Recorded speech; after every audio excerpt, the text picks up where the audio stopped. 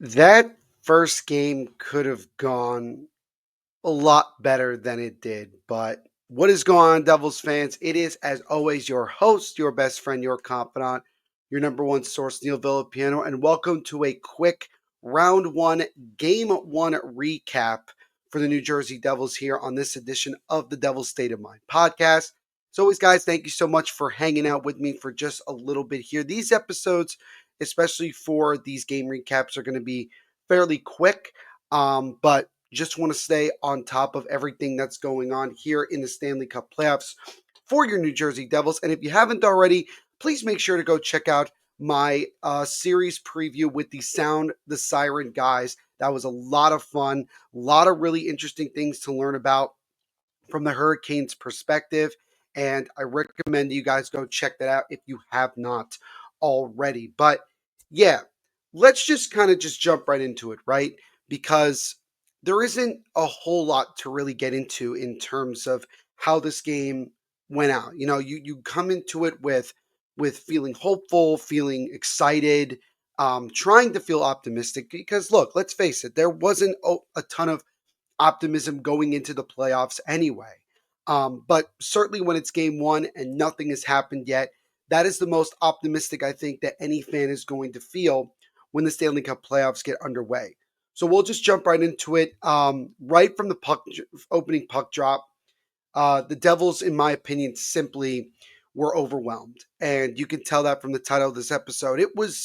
They looked completely overwhelmed and outmatched throughout the majority of that game as the Devils end up getting, just absolutely blown out in game one in Carolina by the final score of 4-1. And look, the first period, when you look at it, I mean, again, the whole thing kind of goes down to, you see to the right here on YouTube, if you guys are watching here, 17-5 shots on goal in favor of Carolina. If it was not for Jacob Markstrom, the Devils could have lost by a lot more than they ended up getting, that they ended up losing to. Granted, one of those goals, the last one, was an empty netter. So, in terms of goals, the Devils didn't really get completely blown out, but with the way the game went, it certainly felt that way. And I was hopeful that things would improve in the second period, but they did not. Jalen Chatfield scored less than 3 minutes into the game. It looked like that maybe there could have been goalie interference, but I don't think that there was enough at all to really, challenge it, especially as early in the game as it was. So the goal stood. Devils only down 1-0 after one. So despite the poor play, the Devils were only down by one. And again, like I said, I was hopeful that the Devils would come out and play better in the second period, and they did not. As a matter of fact, the second period was much worse than the first period for several reasons. I mean, number one, you give up two goals in that period, one of them being a power play goal, each by Logan Stankoven. And I talked about how Stankoven was going to be an X factor in these playoffs for the Hurricanes, and he certainly got off on the right foot by scoring those two goals. And that was really key for them because they ended up grabbing that commanding lead. They just continued to dominate. And the Devils just really struggled to respond.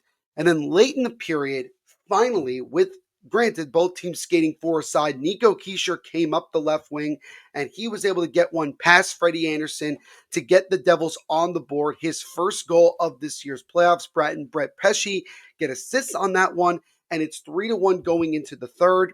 And again, even though despite the Devils playing very poorly, they weren't completely out of it. But the Devils had arguably their best of the three periods. I thought that they did a good job of creating some traffic in front of Freddie Anderson and creating some pressure, but they just couldn't get another goal or two past Anderson. They ended up, as you can see, again, as mentioned before, gave up an empty net goal to Andrei Svechnikov, and that was the final. So the Devils end up dropping game one of this series by the final score of 4-1. And so now you kind of go into it saying to yourself, all right, that went about as bad as it could have been from a score standpoint and from just overall playing.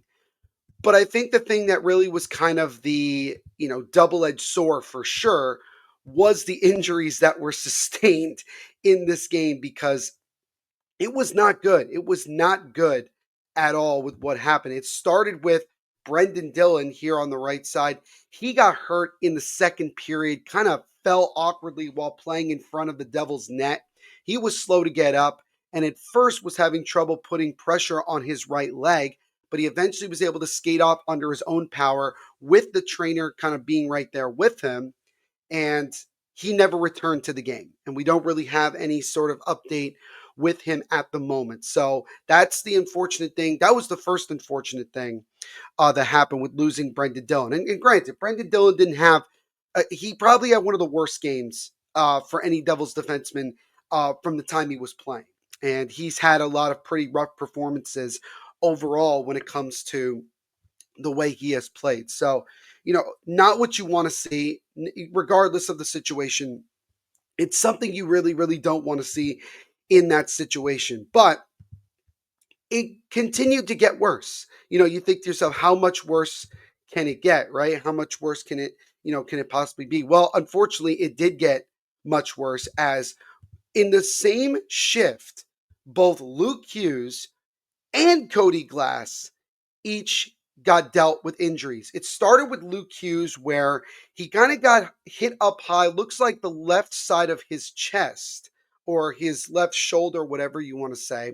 He was inside of the net and slow to get up, and then he quickly made his way to the bench, was hobbled over on the bench, and then a few moments later skated under his own power to the locker room.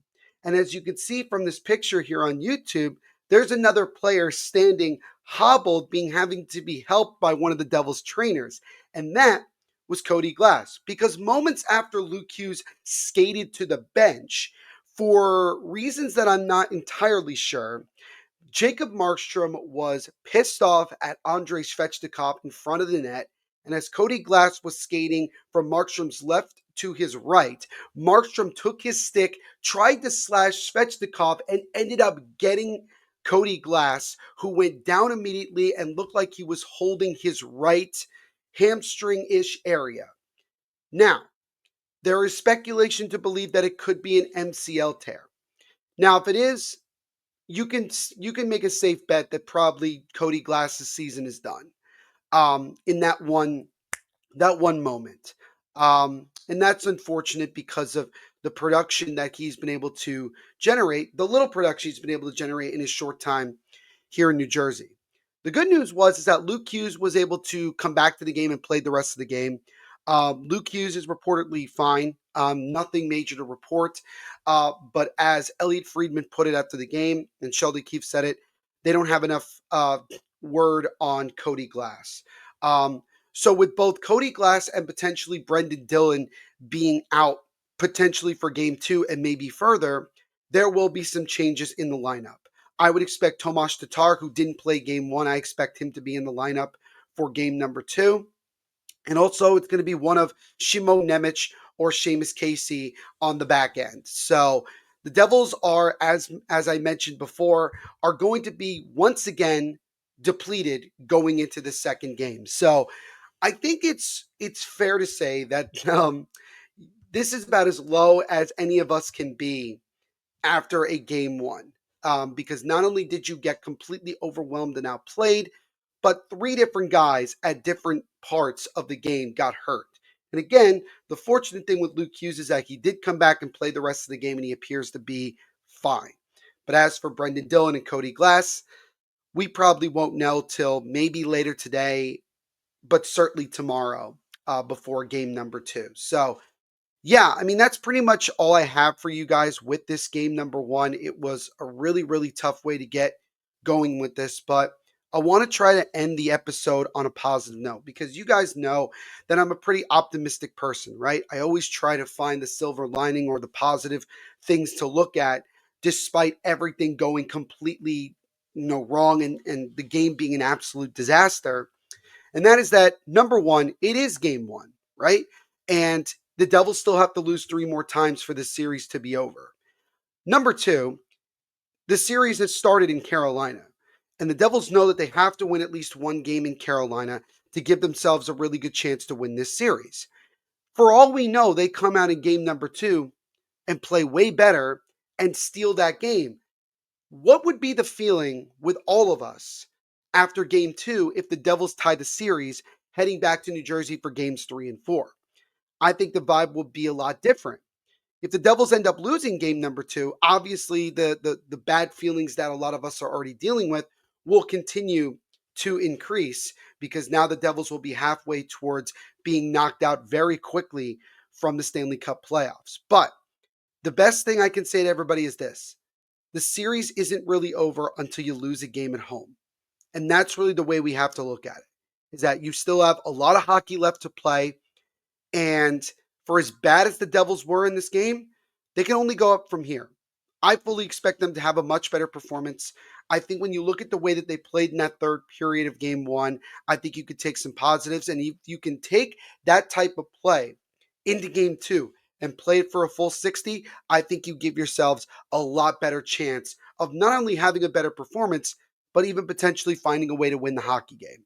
And when I saw from that game, if the Devils can just get through that tough, stingy defensive system that the Hurricanes play, they can create chances on Freddie Anderson because he was not tested very much. We talked about how goaltending was going to be the one positive thing and the one thing that we have over Carolina. And while Jacob Markstrom did give up 3 goals, including a semi-soft one on that second goal, the reality is that he was as good as he could have possibly been to help that Devils team stay in that game and at least give them a chance for the longest time to come back and potentially win that game. But they didn't. And so now the team has to regroup, refocus in, and get ready to have a much better performance tomorrow, Tuesday night, 6 p.m. Eastern, for game number two in Carolina. So hope you guys continue to follow along here on the Devil's State of Mind podcast. As always, I will continue to recap each game after it is over, either the night of, like right after the game, or the morning after. I will recap it. But either way, you guys will have my immediate reactions to these games as we go along here. So we will see you guys for the game two recap on either Tuesday night or Wednesday morning, and we will assess where the Devils are at that point. But again, a really frustrating and at times disappointing performance. But again, to kind of end it on a high note, the only thing the Devils can do from here is continue to go up and try to have a better performance in game number two.